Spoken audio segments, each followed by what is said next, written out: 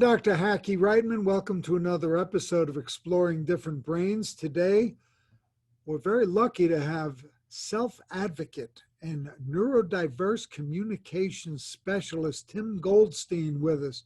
Tim, welcome to Exploring Different Brains. Hey, I'm certainly glad to be here. From having read everything you've done, I'm really excited to actually have a chance to finally talk with you. How things going out there in Colorado?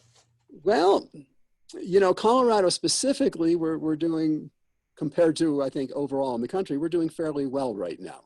Our forest fires aren't threatening major metropolitan areas, which is good. And, COVID-wise, we're in fair shape compared to some states. So, what can you say? It's vacation haven out here. Colorado is always a great place.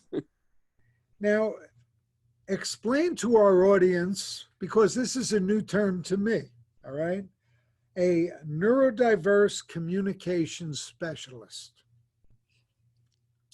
It's actually, again, much like, many things with autistic individuals, it's very literal, to be honest with you.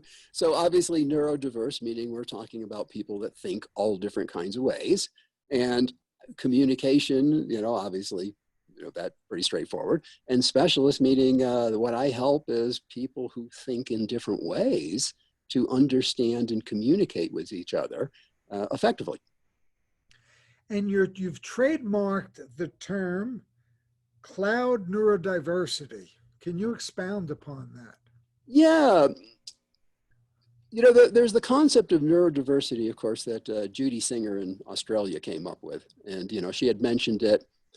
Basically, it was a brief mention in her thesis paper. I mean, the paper wasn't about it. It was just something along the way that she mentioned in it. And the term neurodiversity certainly has caught on and, kind of leading this whole movement towards people who think different, of just being different thinkers, not being broken humans. But the problem that I was running into is, first off, as you go and look at it internationally, different regions seem to use a little bit different terms in different places. So we don't have a consistency in how we explain it all.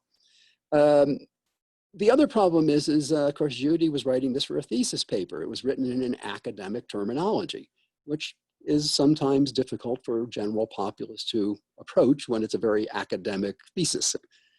So I went through and really took what she said, because the concept of thinking differently, just meaning you think differently, not that there's anything wrong with you, is a very strong concept. But what I saw was it was challenging to explain to people.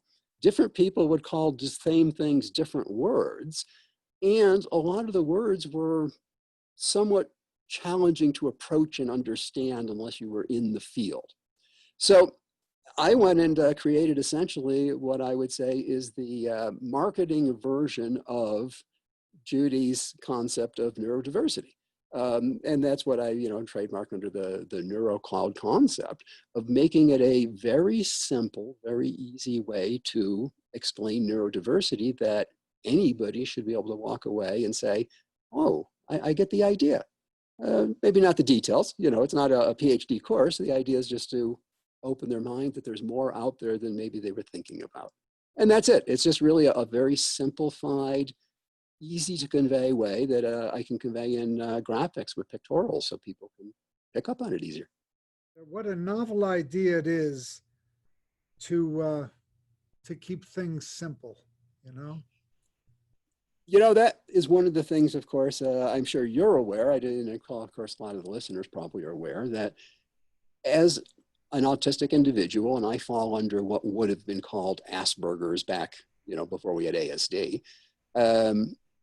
it's not unusual for us to want to explain things in, I wouldn't say a complex way, but in a very detailed and thorough way, which for a lot of people means complex because they really didn't want to know all of that about it. That when they asked you at the party, what do you do for work? They really didn't want to know everything you do at work. They just wanted to know, I'm a computer programmer. That was it. And fortunately, I have a business background with marketing. So I recognize that to communicate, you've got to put it at the level that people can relate. And that was really the idea of that whole neurocog concept is easily relatable concept, instead of it being in these academic words that nobody knows what they mean. I mean, what does neurodivergent mean? It sounds like I'm going to get a disease from it.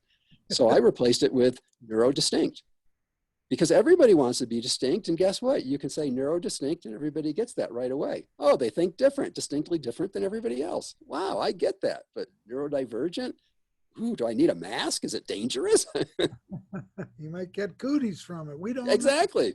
So again, just from, marketing, don't use words that sound bad that people don't understand, because that's not going to bolster your message. So make it easy to digest was the whole purpose. Now, you were diagnosed midlife. Well, I guess we call it midlife now. Once upon a time, they would have called that in old age, I think. I was diagnosed at 54 and 60 now, so 6 years down the road. Okay. What were your previous diagnoses, if any? What were your previous labels, if any? I don't know if this is appropriate to say on here, but it starts with an A and it goes synonymous with jerk. That was the most common label that was being applied by the non-medical community, and in the medical community, I had nothing to do with it. I didn't think there was anything wrong with me. The rest of the world was stupid. That was the problem. The rest of the world was stupid. Very, very well said. Tell us what a certified high performance coach and certified master presenter means. Well, two totally different things, and very interesting how they fit into my whole path in doing this kind of stuff. A certified high performance coach it's a particular type of coaching to help people, perform and do better. But it's also probably the most academically researched type of coaching that's out there now, with actual proven studies that as you increase somebody's ability in the instrument they use to measure through the coaching, that their actual job performance increases. So high performance coaching is just a methodology to help people really overcome the challenges they have to get to where they want to go, but not focusing on it from a psychology standpoint or whatever, focusing on from a practical of, okay, if you're in Florida today and you want to get to Colorado, let's start with getting you in your car. Again, it's a very practical approach to doing it, not a, let's spend 3 years trying to figure out why, let's just figure out what to do now, and why will probably come. When I wrote the Asper Tools book, I made the analogy that, I'm careful to warn people, it's not an academic thing. It's just kind of tools that help, in a layman's point of view. And, right. And that's very much what this is they teach very much in this style of coaching of first off, push people. I mean, you got to push until you get a reaction, because that's why people want to be coached, to have something change. So it is a very high performance. If you're not the kind of individual that wants to, be a high achiever, it's probably not going to fit you, because you probably won't like it. The other part, though, that you asked about, what is this? What's it called? Certified master presenter, yeah. Or a master presenter. That actually is one of the things that I think has made a huge, huge difference in my ability to communicate with individuals compared to before I did that studying. So I'll kind of back into what it is. We'll kind of by what it does, and then we'll get to what it is. Prior to doing this training as the master presenter, I spoke like a lot of autistic individuals in that I was extremely monotone. I went really, really fast. I didn't use commas. I didn't use periods. And if you couldn't keep up with me, oh, well, that was your problem. I just kept on right through, which we all know is fairly common amongst, particularly the autistic individuals and other neuro, distinct individuals too. But it's also not very effective in communication. So what I went and did is I went and studied with the best vocal coach in the world. And he comes out of a musical background. So his concept. Who is that? His name is Roger Love. And Roger Love's in Hollywood. And to just give you an idea, he comes from a singing background.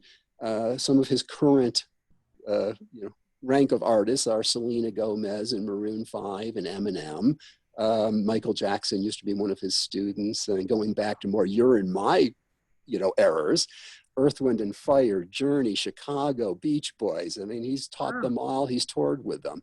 And then he also does quite a bit with film in Hollywood. For instance, the Walk the Line movie about Johnny Cash and June Carter Cash, which was Joaquin Phoenix and Reese Witherspoon. They did not know how to sing. What Roger said was Reese could get through Happy Birthday barely, and Joaquin, not even Happy Birthday. And he had 3 weeks to get that whole soundtrack, and that soundtrack is those two people actually singing it. Wow. So when I say he's the best, I'm not joking. That just, he really honestly is the best. And he taught me something that I refer to as emotional speaking. He doesn't call it that, but the way he puts it is, what I need to teach you, Tim, is how to put emotion into every word you say so that the people on the other end feel it instead of just hearing it.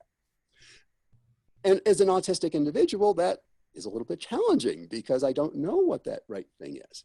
But by using his techniques, which are based off of singing, I mean, we know in singing, you can hear a melody in the background and you barely hear it, but it affects you. It affects your mood. So his point is, why can't you just mix those singings, those melodies, those tonalities into your speaking voice? And suddenly people don't even know why they're being drawn to you. But the reality is you're singing a song to them while you're talking. And that's what a master presenter is somebody who trains with him long enough that he finally actually says, you're accomplished. Get out there and do it. It's so interesting. After this interview, I want to look him up because I'm ignorant. I had not heard of him or was not aware of him. And he sounds fascinating. Absolutely fascinating. And as I said, as an autistic individual, that communication piece, that flat affect, no emotion, so often leads people wrong because, in my mind, neurotypicals are expecting those 3 channels. They expect tonality in your voice. They expect to see body or facial, type presentations, meaning and coloring your words. So the problem is now I know how to color them. Before I didn't. You're in color, you're not black and white, but that may be a good explanation I've never heard articulated or thought of before by why people wrongly assume that an autistic individual is not empathetic. Well, you hit a very good point, and I think there's multiple threads to that. One, you're 100%, you nailed it. We don't come across as being empathetic because we don't have suddenly I feel so bad. That is just terrible that happened to you. Well, I know how to do it because I've been trained how to do it, but that is not just naturally that I would do that. I'm doing that through the phony. You're being a phony when you do it. No, not at all. What I'm really doing is I'm now using essentially the techniques of a voice actor to convey the message I want to convey that neurotypicals do automatically. But in somebody who's autistic, you don't have that connection unless you learn to implement it yourself. You come at this from such a different angle. Because the way I've started looking at things is, again, from a layman's perspective, is different brains is, I wanted everything under one roof, neurological, developmental, mental health issues, because you can't have, for instance, autism without some anxiety and a little bit of depression. Or a lot bit of both. Yeah, and I'm just starting to look at things that we all have, for lack of a better term, I'll call them spectrum traits. And some of us have more and some have less. How would you? I'm going to change that for you. I got to interrupt you and change that one for you. There is no such thing as autism traits. There is no such thing as spectrum traits. There is no such thing as ADHD traits, because we can go find neurotypicals that display every one of those traits. Not maybe all together in one combo, but we can find an individual that just can't get organized like an ADHD person. Maybe they don't have the rest of the traits, which proves it's a human trait. We just might have them at a higher level. but we're never talking about, and I think that's one of the things we've got to get people to start thinking about it is, this isn't an autism trait you're looking at. Right. This is a This human is a trait. human trait that, And I have a high level or a low level, maybe. yeah, no, that is But if we very, approach it from a human trait, we're now looking at it as, okay, we recognize that even in neurotypicals, that trait does have a range of, what it is. Now, I might be beyond that range on the plus or minus, but that doesn't turn it into an autism trait. It's still a human trait. I just may have a little bit more of it. This individual is showing a group of these traits that we need to work with. Not that that means that they're autistic. Who cares what it means? It means these are the challenges. So I actually talk about it a lot through a concept I call interactional alignment. ooh, And on my blog, there's a whole little instrument. People can go take the test and get their own results back. And it's completely private. You get a secret code, and without that secret code, nobody can even find your stuff ever again. But the idea with interactional alignment is, if you're going to put a person in a particular situation, and the job I do is a very public facing job. I work in professional services, and I train everything from technical people through CEOs. So if you're going to put somebody into that type of environment where they have to interface a huge amount, with the outside the organization, then you want to have certain alignment. You want them to be able to speak in real time. Well, we know some autistic individuals and other distinct individuals have challenges that they've got to kind of process a little bit before they can respond. Not that they don't respond with a phenomenal response if you just give them that little bit of time, but people, kind of mark you off and mark you down on that one. So, yeah, I think it's just so important that people look at it as being human traits, and how do we get this human trait to be within a range that is considered normal, not we have to get rid of this autistic trait. No, it's just a human trait. We just need to back it down maybe, or if it's the social interaction part, we maybe need to bump it up just a little. it's different traits, so that if we had a basketball team, the trait of being extra tall would be good. Exactly, and that's what we're trying to say is it's not that because I'm autistic that I'm broken because I have challenges in social situations, which I do. I do have challenges in social situations. But what do I bring to the table that somebody else doesn't bring to the table? And what I bring is I do data as my specialty, data work, business data warehouses, business intelligence, data analysis. So I tend to see patterns. What advice would you have for those of us in the audience whose brains are a little bit different? We're one piece of advice to them. The first piece of advice, or the main piece, I would say this is the biggest piece of advice, and it's going to be challenging for a lot of people, is anybody you talk to, you should say it. If that's who you are, let everybody know that's who you are. Stop hiding it. When I was first diagnosed, and this is probably not uncommon for anybody diagnosed once they're, old enough to have a self-image. So probably like 9, 10, on up. Once you're diagnosed, the general tendency at first is to not accept the diagnosis. No, I'm not autistic. No way in heck I'm autistic. And then eventually you kind of slide into it and start realizing it does fit you and wear quite well, as a matter of fact, and explain a lot of the challenges that you've had over time. I came to the conclusion about 4 years ago when I was finally feeling comfortable enough of I didn't care who it was, they're just going to hear about autism. That's what I came to the conclusion. And it's made a big turning point in my life. I virtually never have a conversation with anybody, and it can be the telemarketer on the phone even. They are going to hear about autism before I get off that phone.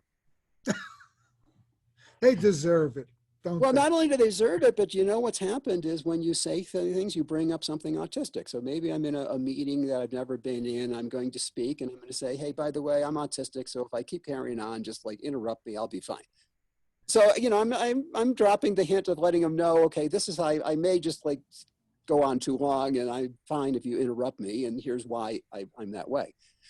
It's amazing though, when you do that afterwards, how many people will come up and go, oh, I've got an autistic child. I know somebody with an autistic child. How can I help you with this? I'm autistic myself.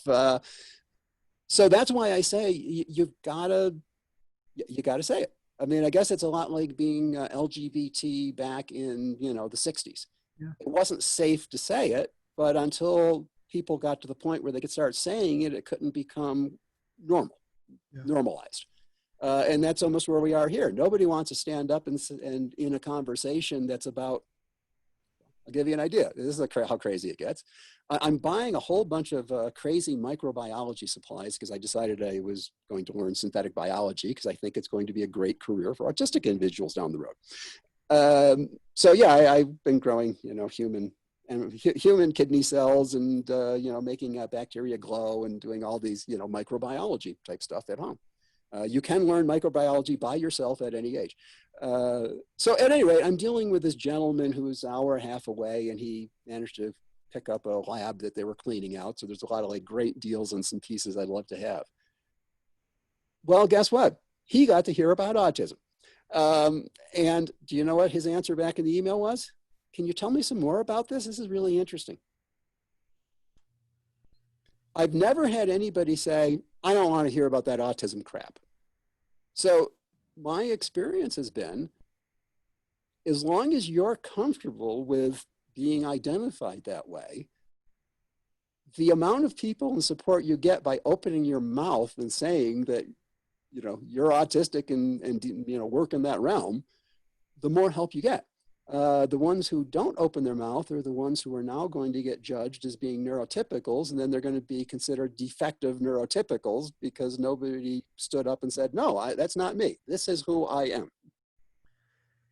And we got a good sense of who Tim Goldstein is today, and I want to thank you for this. You're more than welcome. This is great. This was great. I've got to bring up one thing that real fast, that when I read your book, this is just one of those things that stuck with me, and I'm going to give you an alternate explanation. I'm not saying it's the right explanation. I'm just going to give you an alternate one.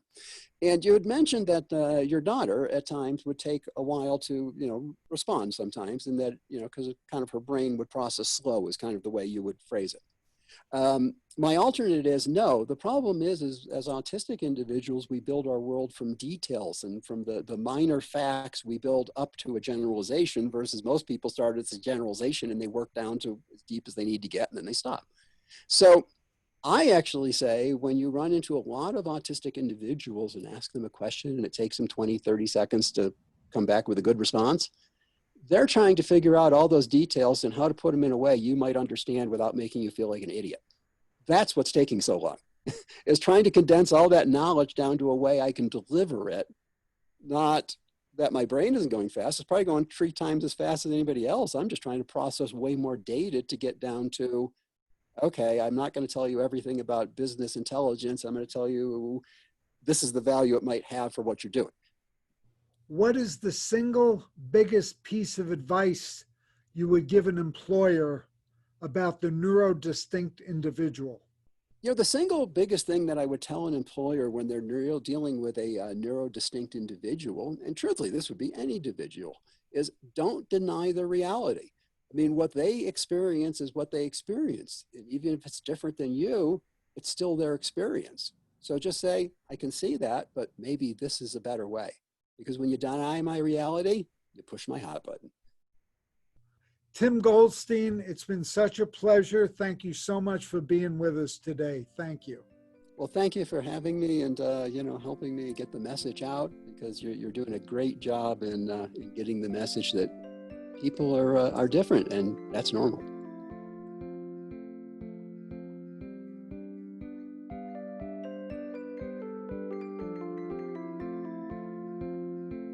Exploring Different Brains is a production of Different Brains.